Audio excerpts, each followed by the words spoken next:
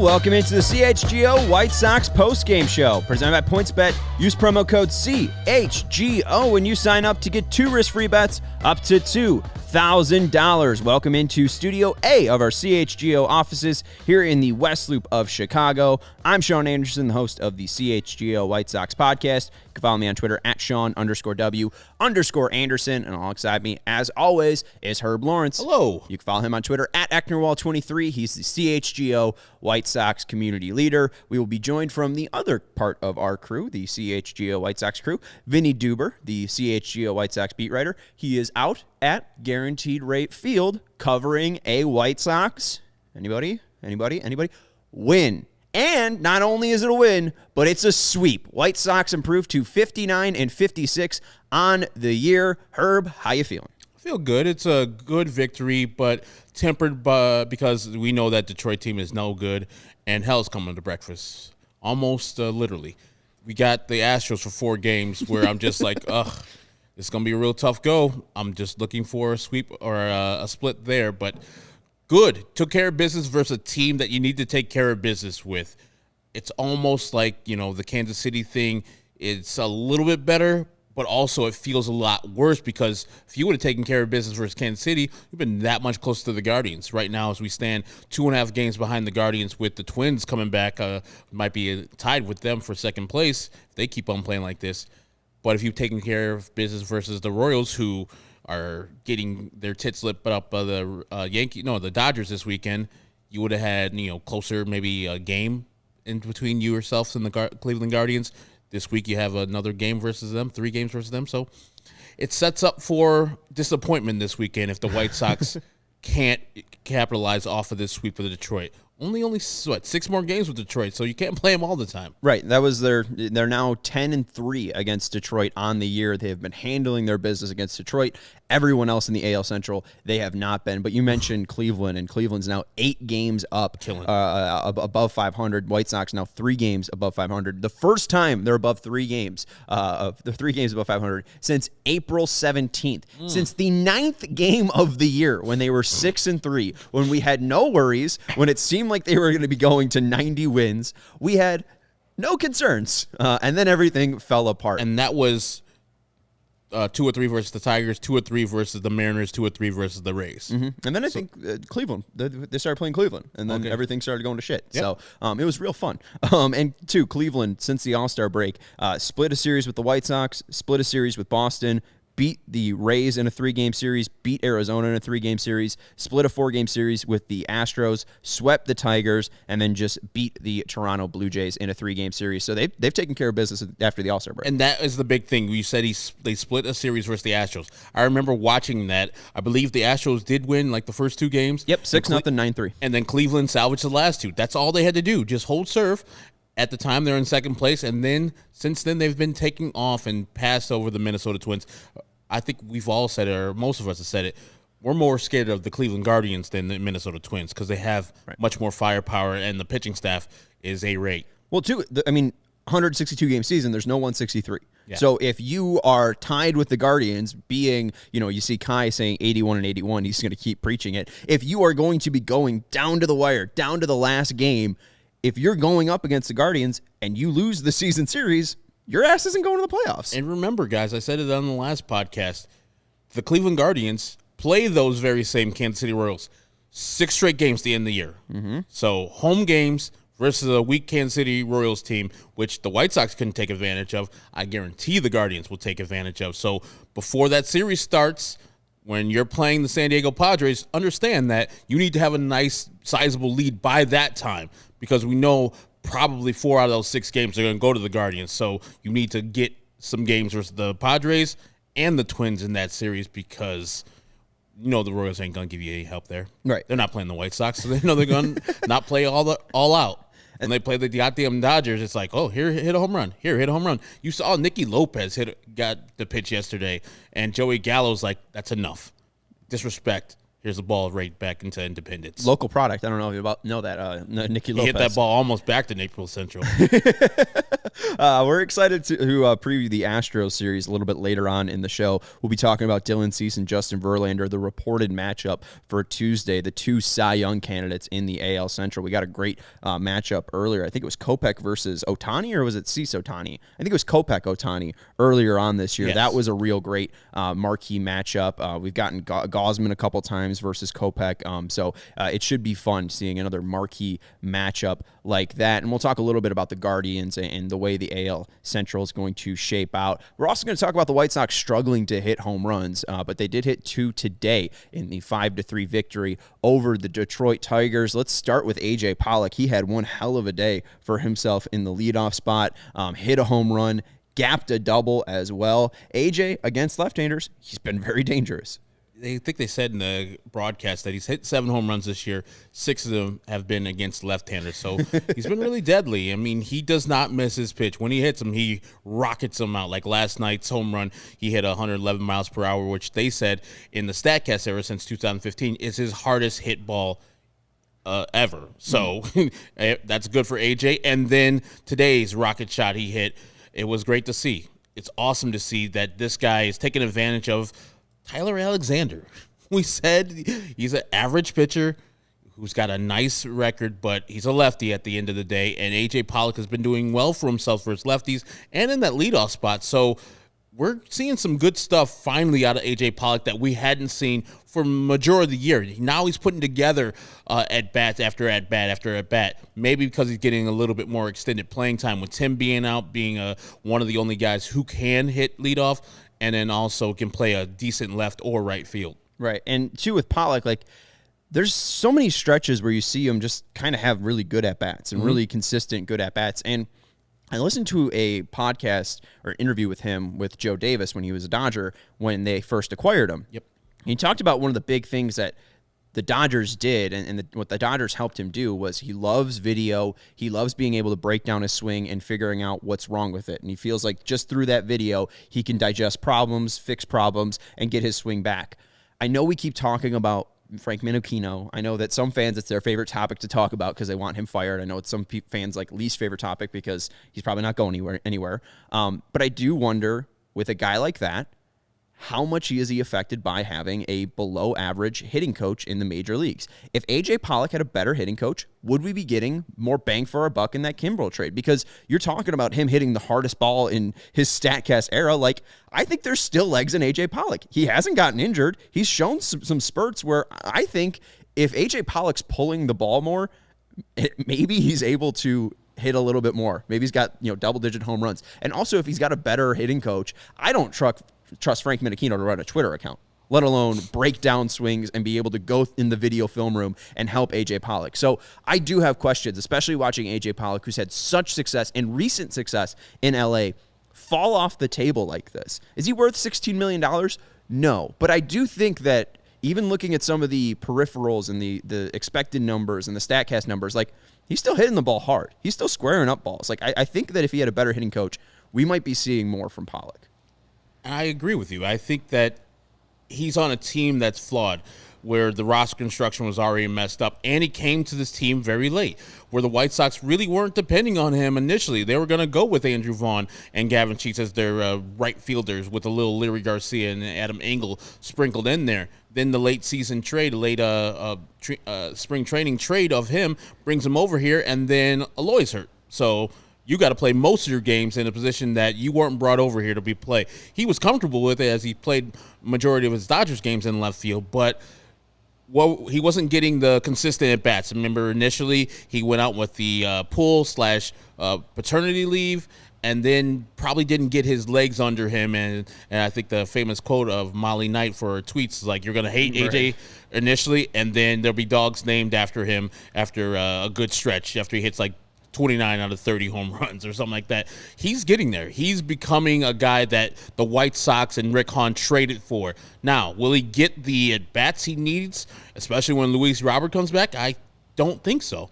I think that A.J. Pollock will still be a part-time player when Luis Robert comes back, because who are you giving these at-bats to? Are you going to be having Andrew Vaughn and designated hitter? Perfect. Awesome. So there's no Yasmani Grandal when he's not catching then, okay? I don't see where the bats are going to come from with A.J. Pollock unless you're doing that with Andrew Vaughn and you're playing him mostly as a platoon guy who plays in right field and plays in left field and just trying to pigeonhole him into some at-bats. I wouldn't mind seeing an outfield of Pollock in right, Robert in center, Jimenez in left, and then Vaughn as your DH. I don't need to see Gavin Sheets hit too often. I don't really either. need to see him play right field. But you know that him having a left-handed bat means a lot to Tony. Right, It overwhelmingly means a lot to Tony, where he sits down, as you saw today, the White Sox best hitter, Andrew Vaughn. I mean, he didn't do it today, but you see the White Sox best hitter. He gets sat down multiple times this year because Gavin Sheets has to play either at first base, right field, or designated hitter instead of Andrew Vaughn. In the playoffs, too, you're not going to be – I mean, maybe you'll want Sheets in there for handedness, but I don't think you're going to be playing guys for breathers or anything like that, especially in a 3-game series. So – I don't know. If A.J. Pollock shows that he can hit right-handers at all, I'd rather see him play the outfield than Gavin Sheets and have Gavin be a bench bat more than anything. And since the All-Star break, this is not including today, A.J. Pollock, 20 hits, 10 of them, 10 are extra base hits, 7 doubles, 3 home runs, and he's got an OPS well over 850. It's probably at 900 at this point with today's game. I know our guy Steven thought it should have been a triple there. Yeah, well, Brandon Truth saying only complaint against AJ was him breaking down his sprint, rounding first. Could have been a triple, but minor gripe. I didn't think it was too egregious. Steve Stone mentioned it too. Steven, you want to make your case for anti-AJ Pollock running the bases here? First off, I'm with Brandon Truth 100%. It's a minor gripe, but he should have been on third base. He's running hard to first, makes a decent turn, and then just pulls up. He's dogging it at that point. And you see the bobble in right center. He's dogging it. He is. I don't disagree with Steven. I just like the bobble in right center. He starts running again, realizing, oh, shit, it's too late. There's no outs. What's the cardinal rule of baseball? Don't make the first out at third. Don't make the last out at third. But I don't know. There's no outs. He stays on second base. But also, it's the things like that. Would the Cleveland Guardians do that? No. I was just going to say it. Cleveland Guardians would actually run in hard at second base, thinking about a triple, and then pull up if need be. Or put Ahmed Rosario in A.J. Pollock's body. He's on third there. Oh, easily. Ahmed Rosario is one of the fastest players in the Major League. He's not 35 years old. I said him put him in A.J. Pollock's body, and he's still on third there. Of course, because you're putting a 27-year-old in a 35-year-old body. What are you talking about? The body's still worn. I'm saying he's not hustling there. He should be on third. But he still had a great game. I was really happy. I think it's a symptom of this team. I think it's a symptom of this team of it's fine. You know, nobody gets called out for it. No one will be in the postgame asking Tony about, hey, what about AJ not doing anything? Mostly because the result was good. Secondly, it's just because the team is this. We don't hustle. Well, the team doesn't hustle. And getting those extra bases, as I said before, the White Sox are so single heavy and winning on the margins heavy that these are the things that make the difference. Picking up the ball, Lenny Sosa, even though the official scorer, who was probably the worst official scorer day I've ever seen in my life. There was 3 clear errors, 2 on Lenny Sosa, 1 on Honus Haas in the 8th inning. On the Sebi double. Yeah, he called it a double with an RBI. And we all saw the play. We saw that Honus Haas fell down and the ball went over there. If that is not an error, then nothing's an error. I just, can't believe this official score is out here doing that poorly. But I think the White Sox need to win on margins. And so forcing guys to make mistakes, like the center fielder made a mistake on reading that ball. And so you could take the extra base. So you can be ready to take that extra base is what the White Sox don't do enough. The Cleveland Guardians do it all the time. We see teams come into guaranteed rate and do that all the time and take advantage of the White Sox mistakes. The Detroit Tigers were just lucky that we're playing them because they're a little bit worse than us and picking the ball up, and they don't take the extra base either. And there was a game with the Tigers. Robbie Grossman makes his first error in like 500 attempts. The White Sox get bailed out by the Tigers just being bad. Like, did they beat them or did they beat themselves on that one too? And also, you go to the top of the third. Tucker Barnhart grounded out. Then Akil Baddoo reached on the infield single to second base. I think that might have been – was that the one that got past Harrison?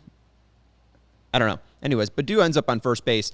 Then Riley Green singled to right, and Baddoo ends up going first to third. And it was a play that, if it's a White Sox player or any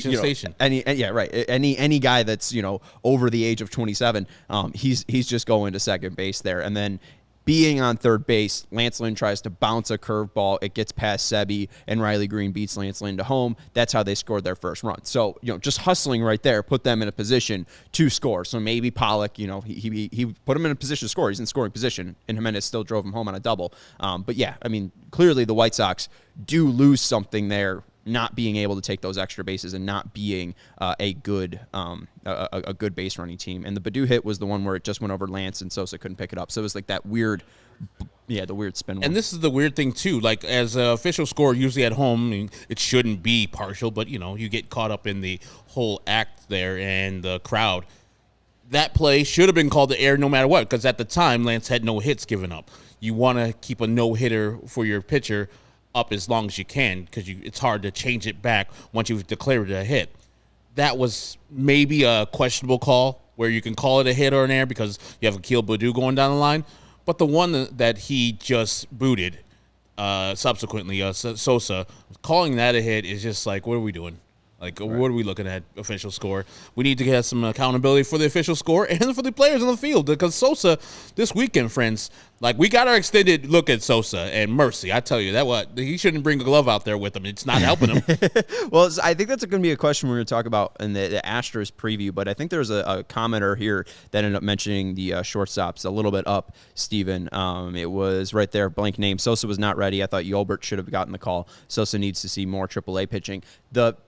First off, the hitting hasn't been great for Sosa. Nope. He had that one homer off Heasley and had that nice game against Heasley where he had 3 exit velocities over 100 miles per hour. But yeah, Sosa just looks real rough and just not ready. And the more I see him, the more I question whether the White Sox should sign somebody who has the veteran presence of a shortstop like an Anderson Simmons or a Didi Gregorius. I know. Hey, but it's not like Sosa's good. It's not like Sosa's bringing a decent glove. It's not like he's bringing a decent bat. I mean, Andrelton Simmons can at least field the position. I literally would rather go with Leury Garcia. No, I don't. Leury Garcia is literally better hitter than both those guys. I don't want Sosa on the bench. Okay, you can have somebody else. Have Yolbert Sanchez Berger? Come up. Yes, but I don't want those two guys to get starts where I know they can't hit and their feet. I mean, but do you want 6 weeks of Leury starting at shortstop? I don't. Hey, that's the fault of Rick Hahn for not getting more depth. I know Danny Mendick got hurt, but the reason Danny Mendick got hurt is because you have outfielders that don't know how to play outfield, and Adam Hazley, even though he shouldn't know how to play outfield because he's played there all his goddamn life. I see people calling for Yolbert. I don't know if he's going to be the guy they end up calling up. He in AAA in 80 games has an OPS of 652. You look at the walks to strikeouts, 55 to 18, and it hasn't been rave reviews from the future Sox guys of what Yolbert has looked like down in Charlotte, and I don't think they have a guy. Like, I think that their best option right now, if they want a shortstop to come up, is Colson Montgomery, which I think is just way too soon. Yeah, and like, that's ridiculously too soon. That's the thing of counting on Danny Mendick to get you at bats, because once Danny Mendick goes out, it's tough. Right, fall off the table. Yeah, Leury can give you a quality shortstop, but his value, I believe, is more in his versatility, not his everyday playing at shortstop or second base. So the White Sox messed up in this offseason, not fortifying this team, getting more depth on this team, because Sosa, while we've seen only a short amount of games, the glove doesn't play, and his bat is not doing anything either. We did see Romy Gonzalez last year for a bit. I'm not sure how well he plays the shortstop position, but I know there was a time there where he was able to field the position. He is back in Charlotte, and recently I think hit a home run last on August 9th, but he's got 4 home runs since returning to the team in August, so maybe they pull him up, and that was WSX, so I don't even know if that was with the AAA team. He was hitting home runs, but he did have a home run in Charlotte on August 9th, so Romy's back. I mean, maybe they let him vibe on the team. I just don't know if Lenyn Sosa is going to get that extended shot. Doesn't seem like Colson's ready. That seems way too early, and then Yolbert doesn't seem like he's going to be able to do it either for them, so they're really in a rough position, and I mean, even Leury's hurt. He didn't look good last night. Looks like Romy has made most of his starts at shortstop. The 25 starts in AAA he's made at shortstop, 6 at DH, 3 at second base. So, yeah, he's gotten a little action in AAA, but most of it at shortstop. 4 errors already, though. Yeah, I don't know how well he fields that position. And when he came up last year, I think he mostly played out in the outfield. I know they threw out Romy out in right field. So the White Sox depth really got hurt by Danny Mendick. Didn't get supplemented, like you said, by Rick Hahn during the deadline, and then Tim Anderson going out for 6 weeks, not being able to return likely until September 20th.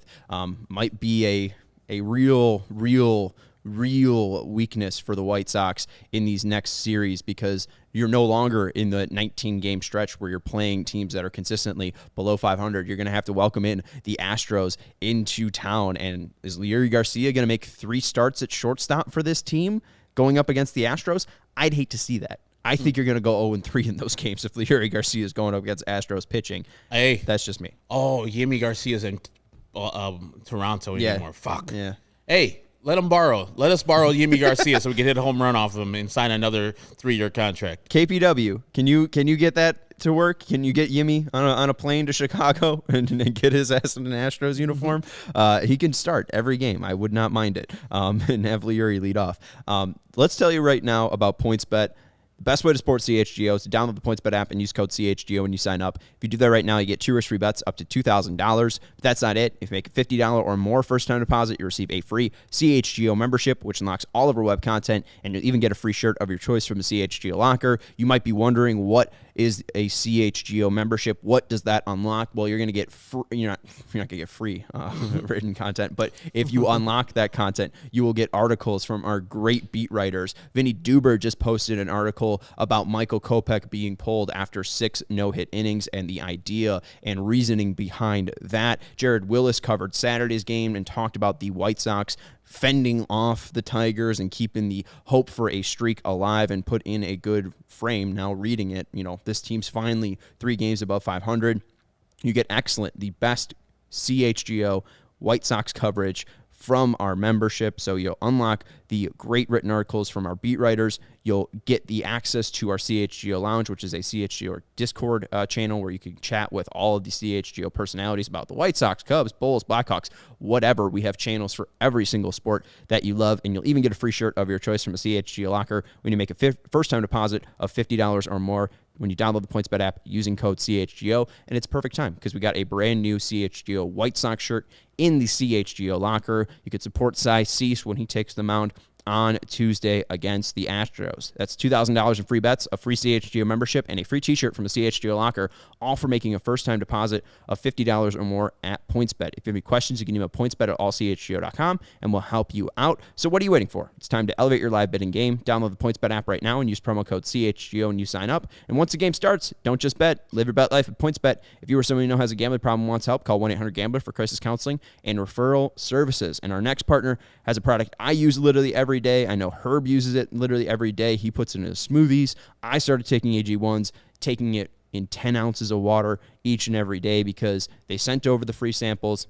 The first day I took it, I felt rejuvenated, I felt energized, I felt ready to take on my day, and each and every morning I have felt that same way when I've taken my Athletic Greens. You might be asking what is in this stuff. With one delicious scoop of AG1s in my water herb smoothie, we absorb 75 high-quality vitamins, minerals, whole food source superfoods, probiotics, and adaptogens to help us start our day right. The special blend of ingredients help support our gut health, our nervous system, our immune system, our energy, our ability to focus, our ability to age and, not pull up after first base, and we can push it to third base and make that double into a triple. So you're not downloading Athletic Greens. You're going to go to a website because they have over 7,000 5-star reviews. You add Herb and I's reviews in, 7,002, and it's lifestyle friendly, whether you eat keto, paleo, vegan, dairy-free, or gluten-free.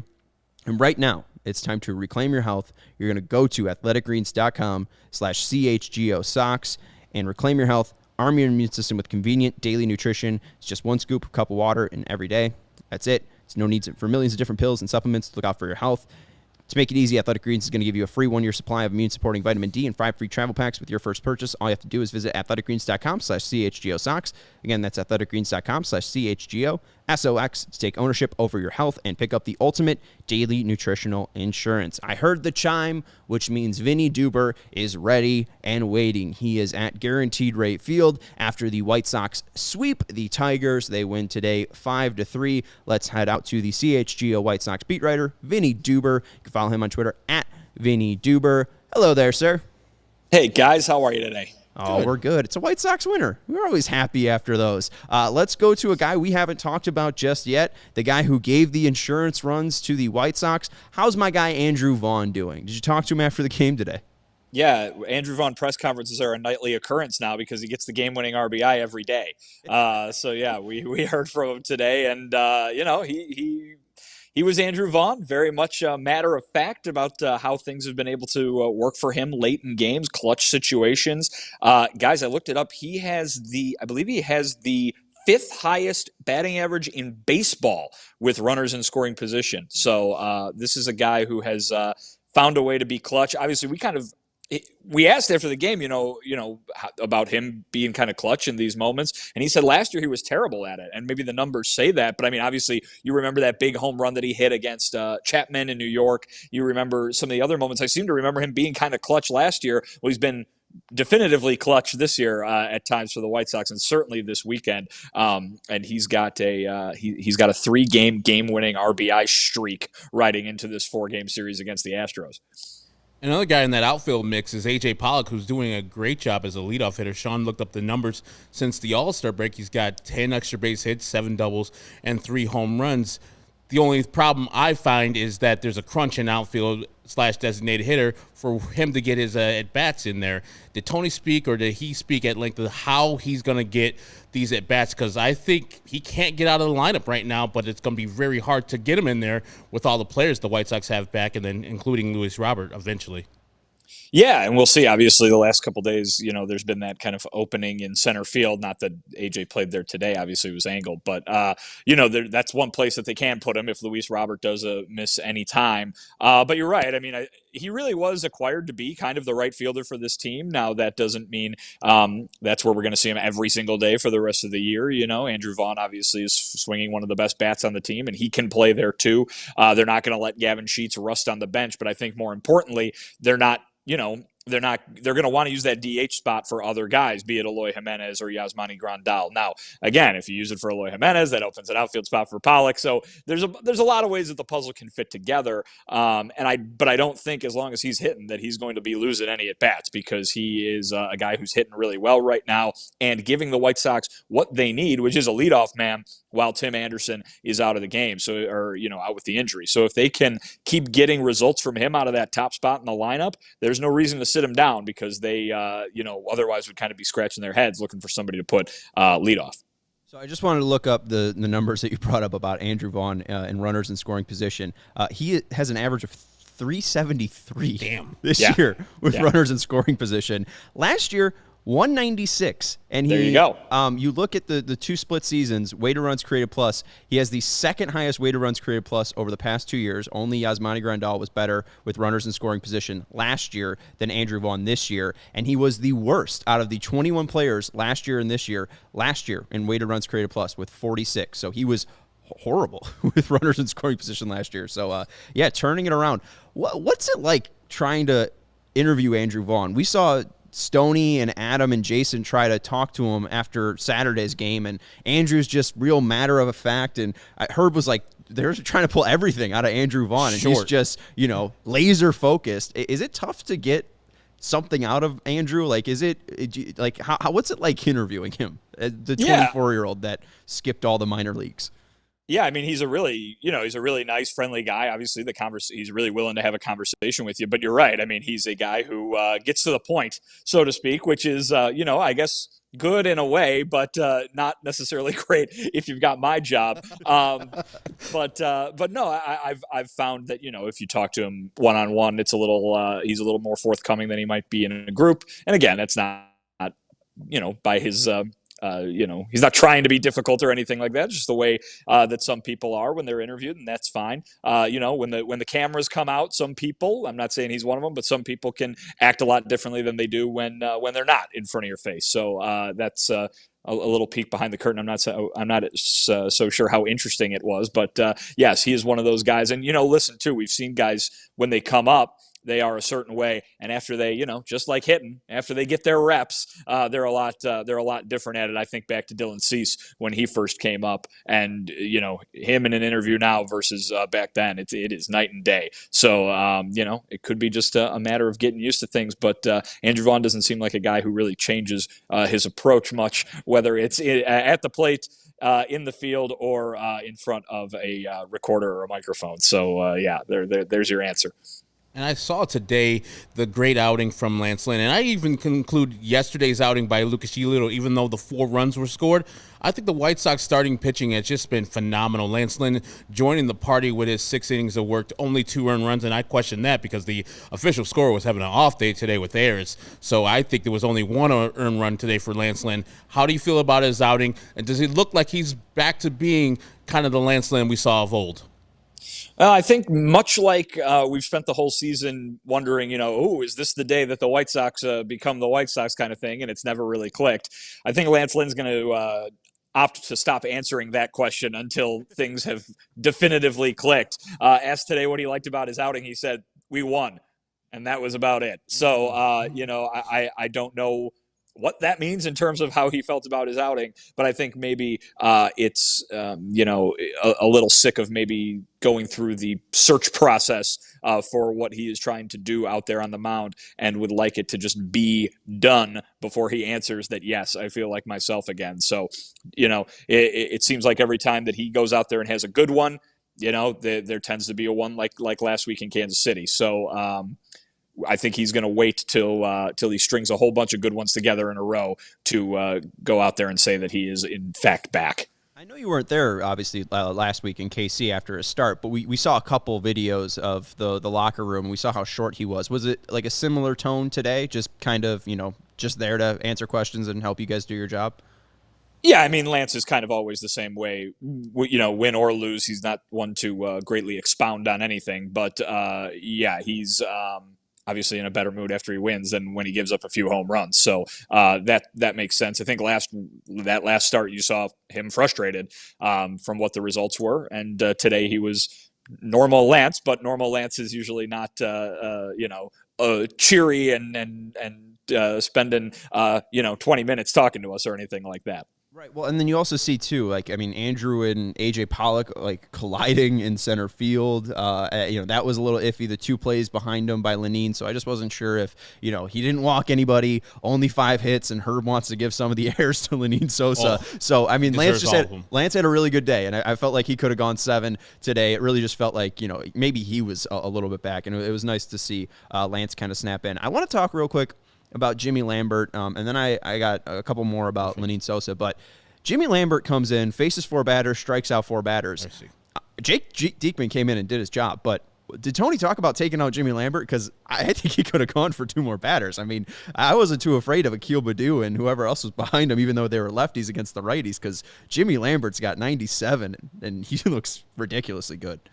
I mean, hey, as you know, Jimmy Lambert has plenty of experience throwing multiple innings in a game, came up through the minor leagues as a starter. Certainly he is capable of doing that. But I think you see from Tony and plenty of other managers too, give guys innings and, give guys full set inning, 1 inning, and move on to the next guy. I mean, that's why you've got this bullpen to keep kind of throwing different looks at the hitters, right? You don't want 2 guys to get too used to the relievers that are going out there. Not only that, but sometimes the relievers can know that they're going to go out there for an inning and they can empty the tank and really give all they got rather than try to spread it out or save something if they need it. Now, Jimmy Lambert was so good today, so efficient, that he was able to go out there for another pitcher, and I think it's probably the hand of the batter or that forced the change when it happened.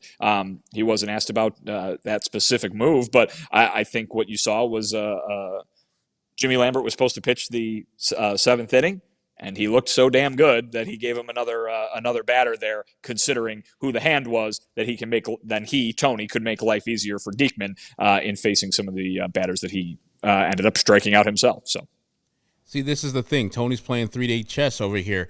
They took out the left-handed hitter that's supposed to face Jim Diekman to put in Honus Haas, who gets on base. Honus Haas in the 8th inning makes that error that scores allows the double to happen. The screaming double from that allows the 5th run to score. This is what Tony La Russa does, man. It was I actually thought it was a good move. There was 2 lefties coming up for that inning. I understood what Tony was going at, and you just get a feel for how great Jimmy Lambert looked today after especially that rough outing he had in Kansas City. So it's good for him to get back on the horse. And who knew that Jimmy Lambert would be one of our guys that we're depending on? Him, Raylo, they've all looked great out of the bullpen. And that's kudos to Ethan Katz and kudos to Rick Hahn. I want more Adam Wainwright. That's all. I'm just getting greedy with Jimmy Lambert. Let's go to a different guy who had a game that's probably forgetful. Lenyn Sosa. Any talk about Lenyn after the game? And we were kind of wondering, what's the plan at shortstop with the 4 games coming up against Houston? And also, what's Leury's health at? Because he hasn't looked the freshest out there with the leg injury that seems to be bothering him. Yeah, he's sore. To address Leury first, he is sore, and I Tony said that he's got multiple body parts barking right now.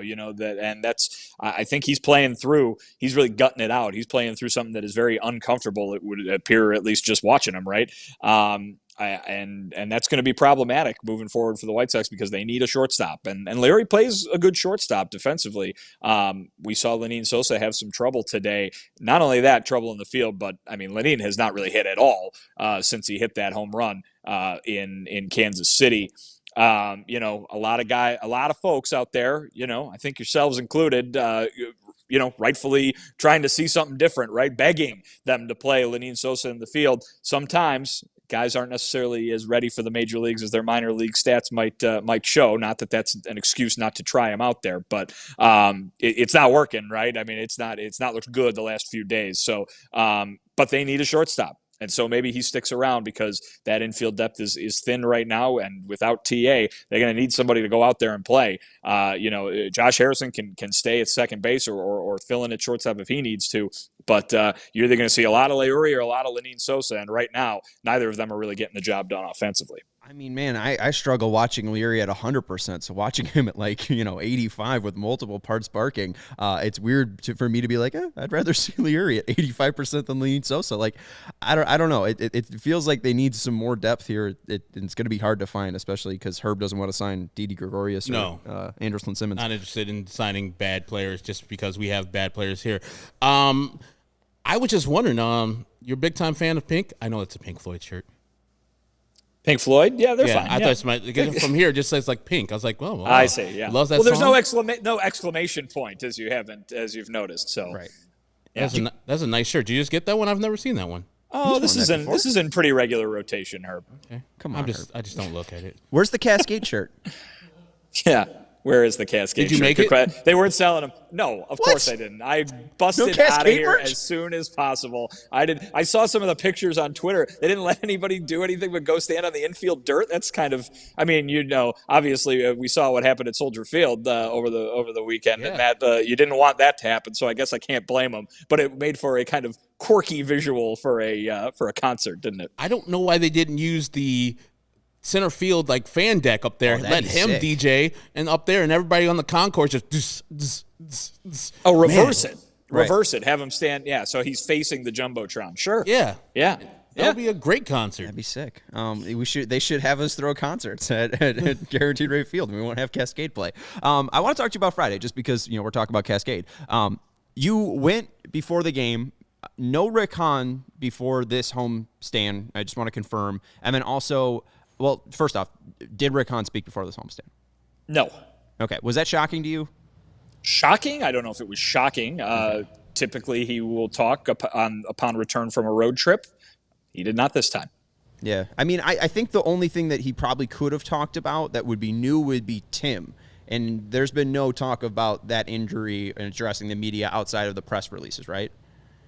I would imagine Tony talked about it down in Kansas City, but yeah, obviously I wasn't there for that. I would imagine he talked about it in his things. We're getting, decent, I mean, we're asking him about Luis Robert all this weekend, and he's been updating, and those updates have not been maybe full of information, but we did hear after the game that Luis is feeling better, and they hope that he's going to be able to play tomorrow, but they have to wait and see. If it's not tomorrow, Tony thinks it'll be soon, and he doesn't think it'll be something that will require a trip to the injured list. Oh, okay. That feels so good, because once I saw that happening, I was like, it's been real. Enjoy Tim Anderson and Luis Robert IL, but I'm glad he is not hurt more severely than that.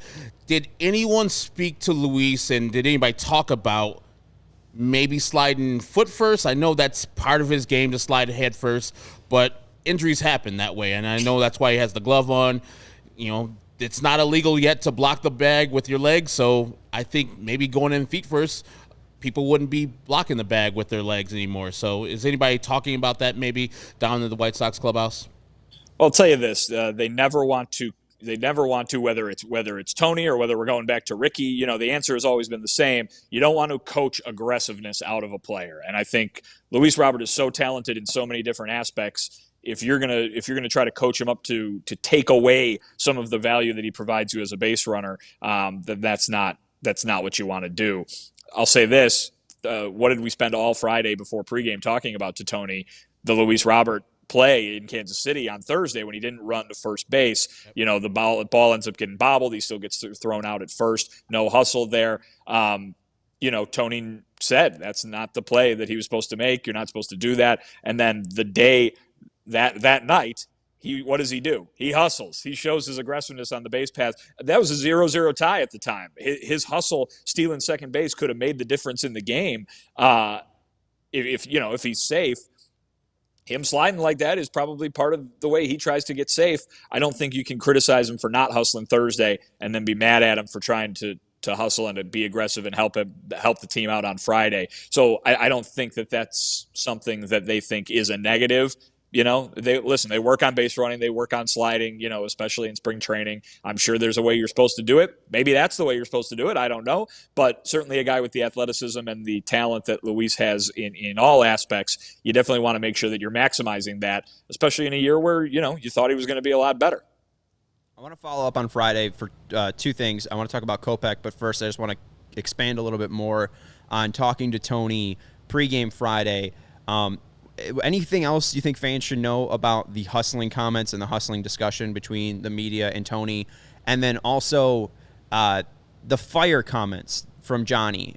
With more media coming to the park on Friday, Saturday, and Sunday, have those comments been brought back up? Because you sweep, and obviously, the fire looks great during a sweep, but has that been talked about, or maybe has Tony expanded on the family aspect on how he wants things to be addressed or things like that to be addressed in his clubhouse?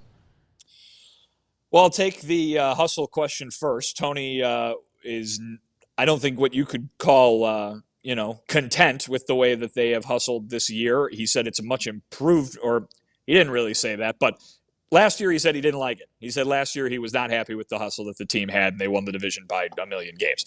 This year he says it's not perfect. He would like it to be better, but he realizes there are a lot of physical limitations that the team has been under. You're talking about half the lineup, really more at times, that have maybe prevented that in some aspects. He said it's not perfect, but he likes it's okay, I guess is how he's put it. I think in general that's probably been pretty obvious for people to see, and I think the context that comes with that is that there are guys who have been under physical instructions or still are. Andrew Vaughn and Eloy still are. If Andrew Vaughn, you see run out basically every play, Tony says, but he's like, they have to keep reminding him, hey, if you feel tight, take it easy because you don't want to injure yourself. And Eloy, certainly coming back from the leg injury, is in the same category. In terms of Johnny Cueto's comments, they came up today. Andrew Vaughn, after the game, he was asked, what did you like? What did you see from this team that kind of helped them sweep a team for the first time in over a month, get to 3 games above 500 for the first time since mid-April? And he said, Johnny said it best. I want some fire, and we had some fire. He said, have you noticed a difference between the way you guys were playing before this weekend and the way you guys played this weekend. And he said big time. So maybe that was addressed within the family. You know, it sounded like something that was noticeable. Now, again, I'll say it because I've said it a million times. You can look fired up when you win 3 games in a row. You can look fired up when you're winning and getting timely hits and hitting home runs and your pitchers are fantastic. Yeah, you look fired up. You look happy. You look like you think you're going to win. The Tigers are really bad. The Tigers are really, really bad. And the White Sox just beat them 3 games in a row. If they go out and play the Astros for 4 games in a row, the Astros are the best team in the American League, and don't have the same results, people are probably going to be saying the same things they were saying before this weekend. Oh, they look dead. They look lifeless. What are they doing? Ba, ba, ba. White Sox didn't score a lot of runs this weekend. Particularly that game on Friday. I mean, 2-0 against the Tigers. Come on, you got to do more than that. Michael Kopech with runners in scoring position, though. Hey, I'm just saying, Michael Kopech's throwing a no-hitter and he leaves and the game's still tied at 0. The Astros are very good, and they're going to be a much bigger test than this Tigers team is. I saw somebody say, I'm afraid this is just another dead cat bounce. Dead cat, that's the Tigers, team of dead cats. But I'm ching. But, the Astros are a much different story. And so we're going to see if that continues. Obviously this weekend was a very good weekend for the White Sox. Listen, they're 2.5 games out of first place. You can't be upset about that. Considering everything that has happened this year, for them to be in that position is pretty remarkable, and they are in that position, and they've got a month and a half of baseball left. So we'll see how it goes, but certainly if you're asking what the team felt they saw this weekend, they feel they saw some fire. And Andrew Vaughn, 5th inning, ends up giving the Sox a 3-2 lead because he busts down the line, makes that a fielder's choice. The guy ends up dropping it at first. Aloy scores. So, they did. There's moments today where you saw fire. Absolutely. Well, again, though, that's the first baseman dropped the ball. That's an error. Right. He dropped the ball. But Vaughn wasn't jogging down the line, right? He was. He wasn't. He couldn't pick the ball up and get him out again. But he dropped the ball. I mean, that's what I'm saying. It's like, good job by Vaughn. Puts the ball in play, makes something happen. Absolutely. You'd rather do that than strike out. You'd also rather be playing the Tigers every game. Yes. Oh, that'd be great. Can we do that? That'd be awesome to play the Tigers all the time because they're terrible. As you said, Vinny, this team, beats themselves more than the White Sox actually won. And you're right. Every single game, I watched yesterday's game, only checked in on Friday's game because of the no-hitter attempt by Michael Kopech. The White Sox still can't hit. It's situational hitting has been very, very scarce for them. And so glad you have the 3 wins because you had to beat the Tigers. But this team still is not playing great baseball with the 2 errors that are made in the field. Pitching's great. Hitting's not coming along as it should be. So this will be a test right here versus the Astros. Anybody speak about the upcoming 4-game set versus the Astros and how this is kind of a litmus test for where this team is going to go for the rest of the season? No? I don't know if it is. I don't know if I'd agree with that. I think it's a litmus test for where this team is at right now, maybe. And I think that goes back to some early season comments by Rick Hahn that really made a lot of sense. That were, a series against a good team tells you how good you are compared to them on that day. And this season is so long, the sport plays for so long over the course of the year that they could be very different by the time, the end of September rolls around, or if they're fortunate to make it further than the first week of October there with the regular season dipping into October. But this is a team that has been the benchmark series 3 times in the last calendar year and a half here. So they went down there last year and just got absolutely crushed. They welcomed them here last summer after the All-Star break and looked really good doing it. And then obviously the way the playoff series went has been something that's been hanging over this franchise ever since it ended. So we're going to have the Astros here again starting tomorrow. Again, the Astros are really, really good, and the White Sox are going to need to figure out a way to be just as good as them if they want to prove that they still can accomplish some of the goals they want to accomplish this year. Yeah, I think litmus tests, really only for the pitchers. If you're going up against a Houston team, one of the best in the AL, you'll see how good they are. I mean, the White Sox pitching has been great no matter who they've played. Let's see if they can continue that against the American League. But like you said, the 3 last series that they've played against the Astros, Tim Anderson has been in all of those series. So no TA this one. It's like, it's tough to see what this team truly is because, come October, if they're playing the Astros, you're gonna have Tim out there, hopefully. Knock on wood. So, I'm not sure. And you'll be able to roll out the pitching the certain way. Like, I get your point, but I don't know. This team needs to win the division, and, they're not trying to push against the Yankees or Astros at this point. The division's the main focus here. You're trying to test yourself against the division, I think, more rather than the actual. Well, they failed. Right, they failed more than the actual leak. Final thing, I want to talk about the pitcher that's going to be going out on Wednesday, Michael Kopech. Takes a no-hitter into the 6th inning on Friday. We didn't get the chance to recap that, but what is kind of the Michael Kopech plan? I know you wrote about it on allchgo.com, but for the podcast listeners, what do you see as the Michael Kopech plan for 2022? It's start to start, and I think that you are seeing a plan in which they can manage his workload and, for lack of a better term, limit his innings, while still allowing him to make the start every 5th day for the most part. Obviously, they can take advantage of some off days and kind of work around when he's going to start. I don't know how many opportunities there are going to be to do that for the next little stretch here. There's a lot. They have a lot of time without an off day. But once September hits, they have a lot of off days. And so it's possible that they can be able to use the schedule to their advantage there. When they can't, it's going to be stuff like that, where they determine 6 innings, 85 pitches. All right, this is what you've done great work today.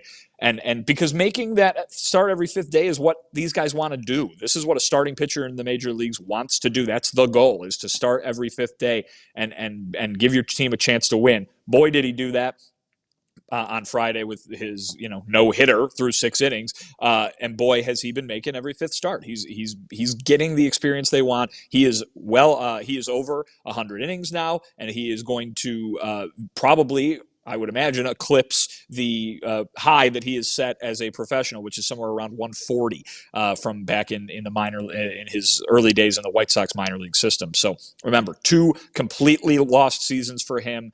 This is about the years to come as much as it is this year, but they are getting the best of both worlds when they can plan ahead for next year and the year after that and still have a guy go out and give you 6 no-hit innings and help you win a baseball game while you're trying to win a division.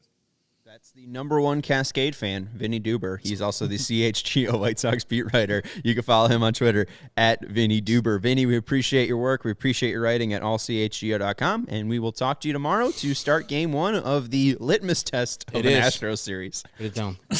All right, guys. We'll see ya. See ya. Hey, maybe Michael Kopech throws a no-hitter on Wednesday. We'll see. We said, I called it on the pregame. I think that if anyone's going to do it, I think he's going to do it in a White Sox uniform. Either a perfect game or a no-hitter. I think Kopech's going to do it 1 point in his White Sox career. That money, our man at Matthew Cortese won't be on our pregame to call it 5-0 no-hitter.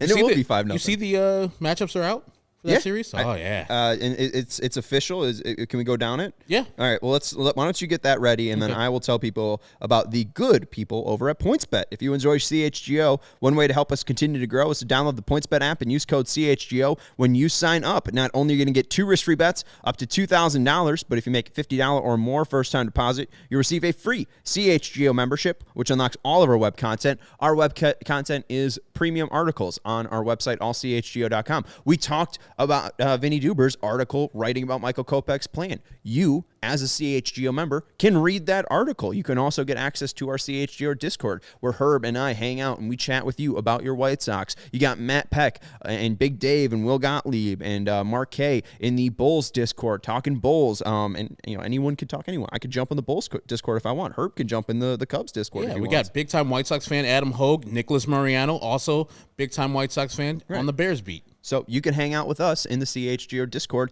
and you get a free t-shirt from CHGO Locker.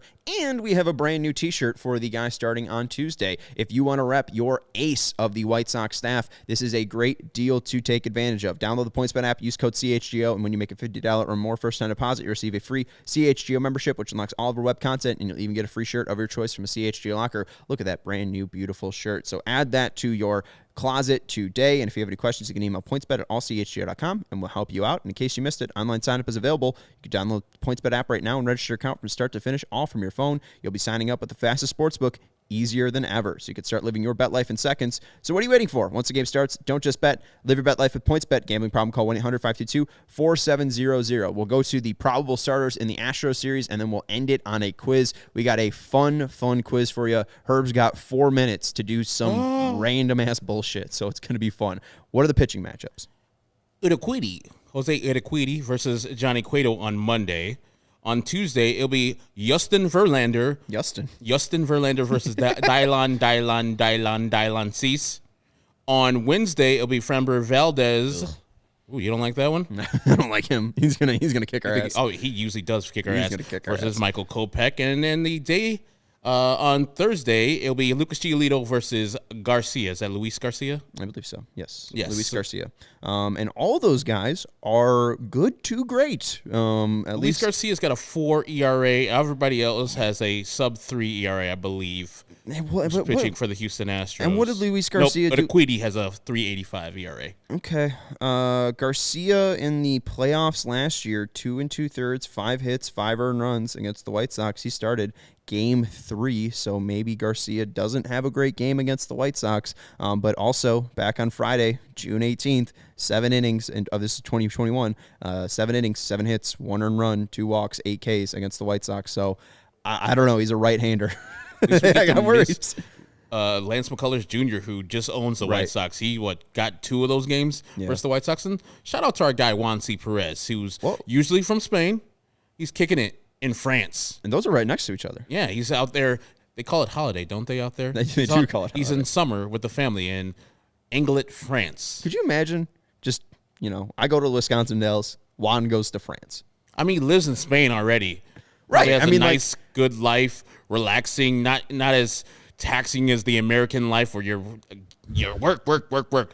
Out there, it's more, hey, let's enjoy some life. Life-work balance is a little bit better in Europe. He goes from beautiful, historic Spain to beautiful, historic France. We could go to Illinois to Wisconsin. And apparently, it doesn't cost that much to, fly from Spain to France. Huh. It's just like couple bucks? Couple hondo. Couple bills. Just go right over to another country. I'm thinking about going to England next year. Not staying. They won't let me. Just for a real quick second, like a week and a half during the season next May. Do what? Do English things. Hang out? I've never been. I've been to Ireland. Tea and crumpets. Yeah, there you go. You guys don't want my English accent anymore. No, come on. Give us give us Cockney Herb. It's usually Cockney. And so Courtney's, if she's watching, she's getting mad. She's like, they'll get mad. I was like, I'm going to do it over there. I'm like, hey, governor, give me a small tea. Hello, governor. Welcome. Small tea. I'm from America. Yeah. We have Miller Lite. Hello, my name is Simon, and I love to do drawings. What the fuck is that? That's old Mike Myers SNL skit. Oh, man. Yeah. Do you best Austin Powers over there? See how they like it. Yeah, man. It's groovy, baby. It is groovy. That's why I said we're going to be jumping over, because I think Ireland to UK tickets are not that prohibitive either. I mean, you probably got some way to fly out there, just take a connecting flight from fucking London to Shannon, and there you go. Celebrate some time in my homeland in Ireland. Some good fun. We'll have some good fun with this. The White Sox haven't been good. And I do need to, Herb, you need to explain who Mike Myers is to me. I have no idea who that is. You've seen all of the bad Mike Myers. My favorite Mike Myers movie is The Love Guru. I was exactly going to say that terrible movie. He's not in Strange Brew. No, I was going to say that's that terrible movie. I wouldn't say Strange Brew. Yeah, Strange Brew, but Strange Brew isn't even Mike Myers. No, I didn't say it. I said he was in that terrible movie. I thought you were going to say that terrible movie, The Love Guru. Yeah, Justin Timberlake and Mike Myers. Is a classic. Sounds terrible. So White Sox Tom brings up a good point. Let's get to this first. When am I going to shave my head? I wanted to talk to the family about this because we keep things in-house with the family. Mullet.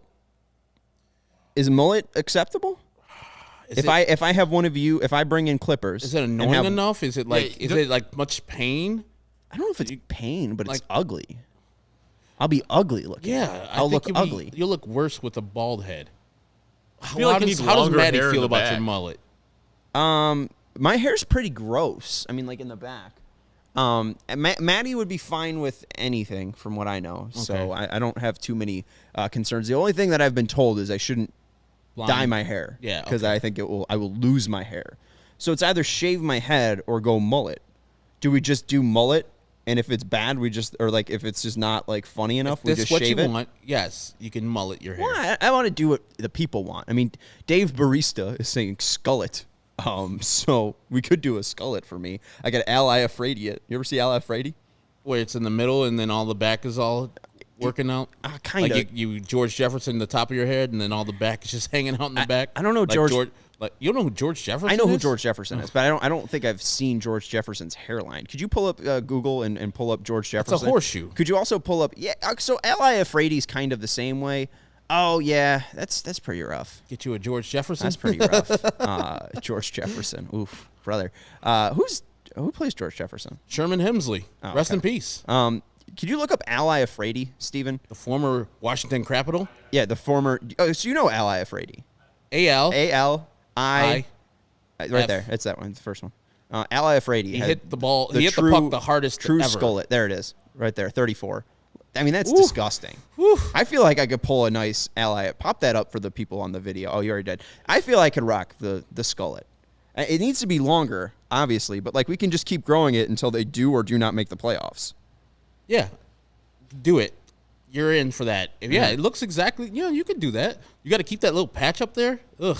Yeah, I mean, like I have a horrible, ugly bald patch at the top. I mean, Clark says I don't have the flow for the mullet, but I mean, I don't know. We'll see what the people say.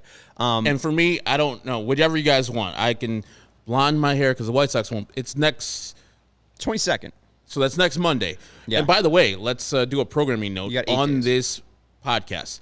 Next Sunday morning, the Cleveland Guardians and the White Sox will be playing a game. We'll be doing our live look with it. So you'll be watching us on YouTube while we watch the White Sox game. So you can watch White Sox with us. We'll do a pregame, Sean, a full live stream myself, during the game, Vinny, and we'll be doing a postgame show. So you're basically going to be from start to finish, 30 minutes before the game and an hour after the game. Early game, too. We got you covered. 10 o'clock, I believe, is the pregame. Yeah, well, I think it's 11:35 start time, right?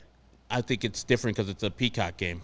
I think the early start is 11:30. I'll double check, but I think it's 11:35 is the actual game start. So we'll probably start 11:05. Yeah, so 10:30. 10:30. So 10:30 we'll be here, and then we'll have Steven did not like the 10:30. That's early. So 10:30 we'll start, and then we'll be taking you all the way through that game. So yeah, Peacock game, points bet special. Should be a fun time on August 21st. Yeah, and so if they don't win that game, theoretically they won't be in first place, passing the Cleveland Guardians. The next day I will need to, not the next day, but the next day is the day I predicted them being in first place.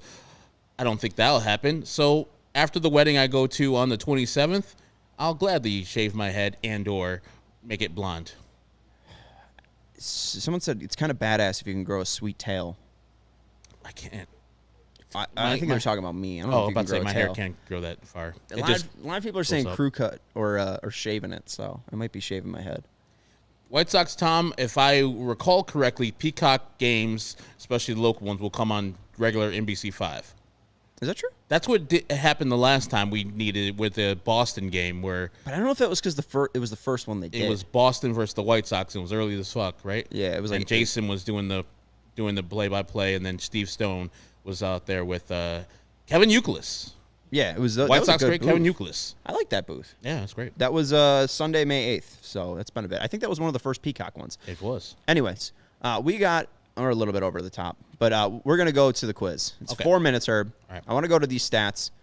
A.J. Pollock hit the 100th home run of the White Sox season in the 4th inning.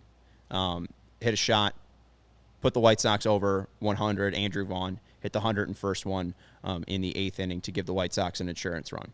Most home runs since 2005 through August 14th in a full 162-game season. So we're not counting the 2020 season. The White Sox have hit the second least amount of home runs since 2005 through August 14th. Oof. The only season they've been worse in is 2015, hitting 96 home runs. 2022 comes in second worst at 101st. 2013 at 107. 2016 at 117, some of the better seasons. 2006, 176. 2008, 172. 2005, 149. 2012, 146. So the White Sox really, really struggling to find some power, Herb. And what I want to do, and fewest home runs this season, this was before A.J. Pollock and Andrew Vaughn added on, but White Sox coming in at 101, Royals at 98, Guardians at 89, Tigers at 66, just shows you how bad the AL Central is and why the White Sox shouldn't be in this spot, 59 and 56. But what we're going to do, Herb, is we are going to go through the players that would either be tied for the lead or have the lead for the White Sox in past history. So since 2005, which players have hit 14 or more home runs through August 14th? Okay. Since 2005 in the White Sox era. So there might be multiple guys here, right, with multiple appearances. Yep. All you got to say is their last name. All right. You're going to have 4 minutes. Okay. You have the years and the home runs on there, right? So if you could see that, Steven, you might need to make it a little bit bigger if you can. It really won't help me out. All right. Well, I'll try to help you, and I'll take you through it. So you're going to have 4 minutes. Steven's going to type it through. Steven, if you want to help him out, you can. But it's going to basically be you two guys working out, and I'll just be emceeing this thing for you guys. So 54 players have had 14 or more home runs through August 14th for the Chicago White Sox. Jose Abreu currently leads the White Sox with 14 home runs in 2022. So when you are ready, tell Steven to start the countdown. Start the countdown. All right. Abreu. All right. Abreu is your first answer. Abreu will pop up. Abreu pops up 7 times. Konerko pops up 7 times as well. Die. Jermaine Dye pops up. I think he's at 2006. I think he's the leader. He pops up 8 times. I'm going to try a hard one. Palka. Okay. Daniel Palka is going to come up on the side. 18 home runs for Daniel Palka in 2018. Not great. Pierzynski. AJ shockingly comes up here multiple times. AJ is going to come up here twice. 17 home runs, and he also had 23 home runs in a season. Let's go with Creedy. Joe Creedy is going to pop up twice. Joe Creedy had 25 in 2005, and then he had 2006, 16 homers. I'm just going to say generically, Garcia, either Avicel or Louis. He's not there. I don't think Neither's either there. Pop up. No Avi and no Leary. It hurts my heart. No. Bow. Let's see. So it's 2005? Yes. Oh, Frank Thomas.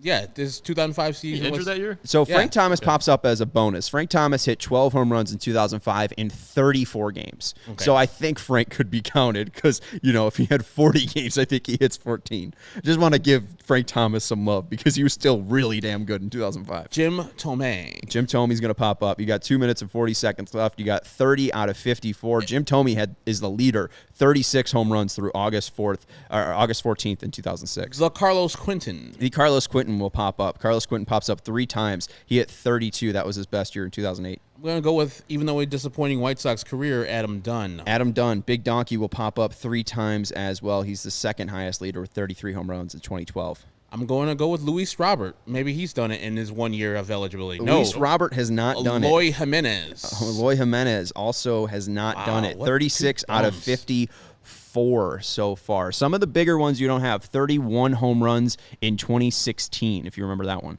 31 home runs in 2016. I'm going to go with, I'm just confused right now on 2016 White Sox. It's just such a long, long time ago. 2017, 22 home runs, if that helps. Those are the only 2 left you have on the left side. All right, I'm going to go with any more clues on the 2016 guy? Steven, you can help out. You got Zion Viciado. Dion Viciado will pop up. I think Dion is going to pop up. It's V-I-C. Steven, now you're going to have to be able to spell. There you go. Dion pops up twice. He had 17 home runs and 16 home runs in 2012 and 2014. A minute 20 left. Steven, you can help. Moncada will pop up. Moncada had 15 in 2018, and he had 20 in 2019. I just put Rios in there. Okay, you got it. Rios. Yeah, help him out here. Alex Rios pops up twice. 42 out of 54. All right, I'm just trying to think of outfielders for the White Sox because theoretically that would be the people who are one guy. Hey, the guy who had 30. Grandal. Okay, see if Grandal was out there. Grandal will pop up. Grandal pops up with 14 in 2021. He finished with 23. So Grandal, after August 14th, ended up hitting 9 homers. James McCann will not pop up. So you got 43 out of 54. The guy who hit 31 in 2016 played the infield. 31 and played the infield. Greg Norton. I'm kidding. It's not Greg Norton. No, it's not Greg Norton. I got to go down there. All right. Who do you got? I got to go down there. Oh, Todd Frazier. Todd Father pops up. Todd Father had 31. He also had 16 in 2017. Good. Now I'm just confused on who else is left. And this just kind of makes my point. 20 seconds left, 9 guys left, and you still haven't been able to name like guys who just hit 14 home runs through August 14th. We have one guy. It's Jose Abreu. Yeah, I just am dumbfounded of who could be. I mean, once I see the name, I'm like, oh, God, yeah, that guy. 5 seconds left. Alexei Ramirez. Alexei Ramirez pops up in 2009 with 14 home runs. Yes. You get 85%. You get 46 out of the 54, so not bad. We didn't Names give us that- Jimenez on one of them, although we did put it. Oh, okay. Well, you typed in Jimenez wrong, so that's on you. So Jimenez pops up. So you get 47 out of 54. Nice job, Herb. Yeah, thank you. Is that Carl Everett? Yes, so the names you missed, 2017, 22 home runs, Matt Davidson. Matt my Davidson own fucking guy. would lead this team in home runs, and it wouldn't be close. 14 home runs for Jose Abreu in 2022. Matt Davidson through August 14th, 22 home runs. Eloy pops up in 2019 with 20 home runs. Obviously, you said that one, so we'll give you that one. In 2005, Carl Everett had 17 home runs. I believe in him. He doesn't believe in dinosaurs. 30-30, Nick Swisher had 17 home runs in 2008. Matt Davidson pops up again, 16 homers in 2018. Andrew Jones pops up in 2010 with 15 home runs. Our guy TA pops up in 2018 with 15 home runs. And then the final one, Juan Uribe pops up with 14 home runs in 2006. So, real ugly year for the White Sox power-wise. Very much so. And Clark had it. He had Davidson. I can't believe I didn't have my guy Matt Davidson. I was big time cheering for Matt Davidson, especially the 3 home runs I think he hit on opening day in Kansas City. I was like, my man's coming, finally getting his shot. The guy traded for Addison Reed is finally breaking through. Finally. And then he was kind of a better pitcher than he was a hitter. He just couldn't cut it at either position. Anyways, that's going to do it for the CHGO White Sox postgame show. We will be with you tomorrow to preview the White Sox and Astros. It will be Jose Urquidy versus Johnny Cueto. So we will see. I don't know if I'm saying his name right. I just like saying it that way. It's Urquidy. Yeah, you're saying it. You're saying it close enough, I think. That one's going to be starting at 7:10, so we'll join you at 6:30 for the CHGO White Sox pregame here on the CHGO Sports YouTube channel. I'm Sean Anderson. You can follow me on Twitter at Sean_W_Anderson. You can follow the show account on Twitter at CHGO_White Sox. That is the great Herb Lawrence. You can follow him on Twitter at ActorWall23. That's his last name backwards, and 23 for Robin Ventura. We were joined by Vinnie Duber out at Guaranteed Rate Field, and you can follow him on Twitter at Vinnie Duber. He is the CHGO White Sox beat writer. Thank you to Stephen Nicholas for producing the show and for being our quiz master. And thank you to everybody for hanging out with us throughout the post-game show. Shout out to Clark, Stupid Donkey, White Sox Tom, Danny Murphy, Shea Fidel. We got Dave Barista as well. Appreciate everyone hanging out with us, and it was great to talk with all of you. We'll talk to you tomorrow, and thank you to Fleetwood Mac for their 1979 album, Tusk. Go White Sox.